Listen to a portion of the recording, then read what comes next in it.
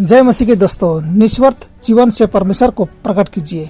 स्वार्थ ही वह पाप है जिसे लोग अत्यधिक लिप्त रहते हैं, जो हमें परमेश्वर से दूर कर देता है और छूत लगाने वाली आध्यात्मिक बीमारियों को उत्पन्न करता है। परमेश्वर की ओर फिरने का कोई और मार्ग नहीं है सिवाय आत्मत्याग के।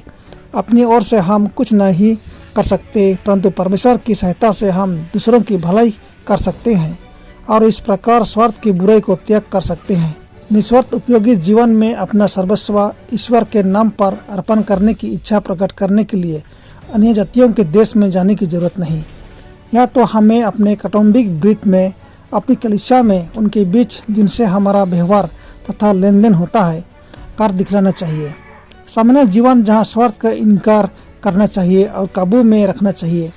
पौलुस कह सकता था, मैं रोज मरता हूँ। जीवन के छोटे छोटे कारोबारों में हमें स्वयं को भूल जाना चाहिए। अनेकों में निश्चित रूप में दूसरों के लिए प्यार की कमी है। ईमानदारी से अपने कर्तव्य का पालन करने की अपेक्षा अपने ही भोग विलास की खोज में रहते हैं। स्वर्ग में स्वार्थ के बारे में कोई न सोचेगा, न अपने ही सुख चैन की तलाश में रहेगा, परंतु सबके सब सच्चे प्रेम से अपने चारों ओर के स्वर्गीय प्राणियों के सुख की चिंता करेगा। यदि हम नई पृथ्वी पर स्वर्गीय समाज का आनंद लेना चाहते हैं तो हमें यहाँ स्वर्गीय सिद्धांतों से शासित होना चाहिए।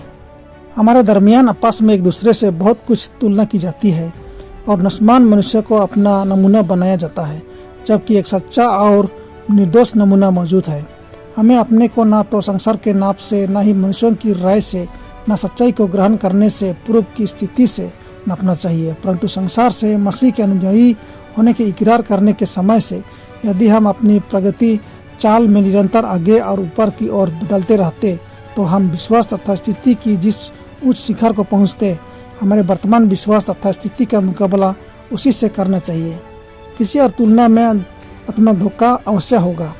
यदि परमेश्वर के लोगों का नैतिक आचरण तथा आध्यात्मिक स्थितियों तथा प्रकाश के अनुकूल जो उन्हें प्रदान किए गए हैं नहीं है, तो उससे प्रकट होता है कि वे तुला में तौले गए हैं और स्वर्गदूत सूचित करते हैं कि वे कम उतरे हैं। अक्षमय पाप। पवित्र आत्मा के विरुद्ध पाप करना किसे कहते हैं? पवित्र आत्मा के काम को जानबूझकर शैतान का काम बतलाना ही पाप है। उदाहरणार्थ मान लीजिए कि कोई परमेश्वर की आत्मा के कार्य की साक्षी है।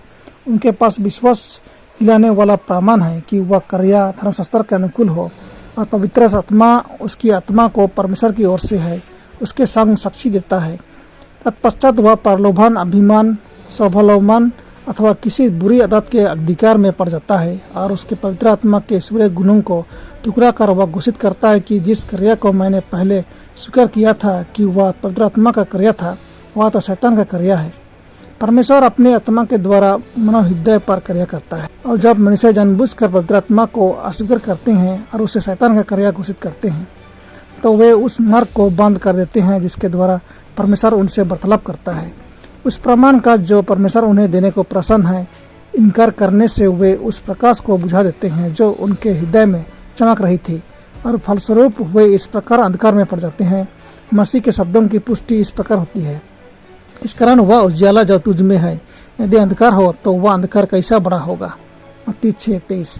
जो लोग इस पाप को करते हैं कुछ समय तक वे परमेश्वर की संतान जैसी दिखाई देते हैं, परंतु जब परिस्थितियाँ उनके चरित्र के विकास के लिए उपस्थित होती हैं और उनकी आत्मा की वास्तविक स्थिति बतलाती हैं कि वे किस प्रकार के हैं, उस समय प्रत्यक्ष हो जाएगा कि वे शत्रु की भूमि में उसके काले झंडे के नीचे खड़े पाए जाएंगे।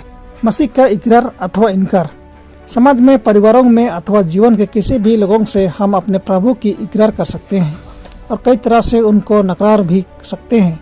हम उसकी अपनी बातों से, दूसरों की बुराई करने से, मूर्खता की बातों से, हंसी ठट्ठा करने से, निकम्मे अथवा कठोर शब्द बोलने से, सत्य को दबाकर उसके विरुद्ध बात करने से उसको इनकार कर सकते हैं।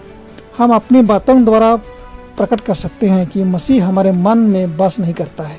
जीवन के कर्तव्यों और भारों को उठाने से, मुंह मोड़ने द्वारा, जिन्हें किसी और को अवश्य उठाना होगा, यदि हम न करेंगे और भोगविलास प्रेमी होने द्वारा भी हम उनका इनकार कर सकते हैं।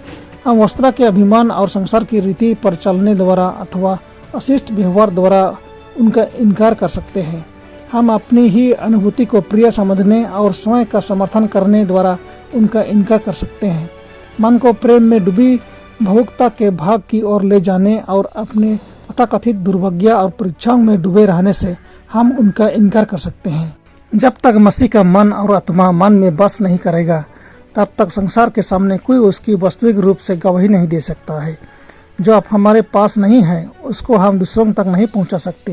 हृदय अनुग्रह और सत्य का असली और प्रत्यक्ष प्रकटीकरण बातचीत और व्यवहार में होना आवश्यक है। यदि हृदय पवित्र, सहिष्णु और नम्र है, तो फल भी प्रत्यक्ष होंगे और मसीह के लिए एक प्रभावशाली साक्षी सिद्ध होंगे। परमेश्वर आपको आशीष दे। आमीन।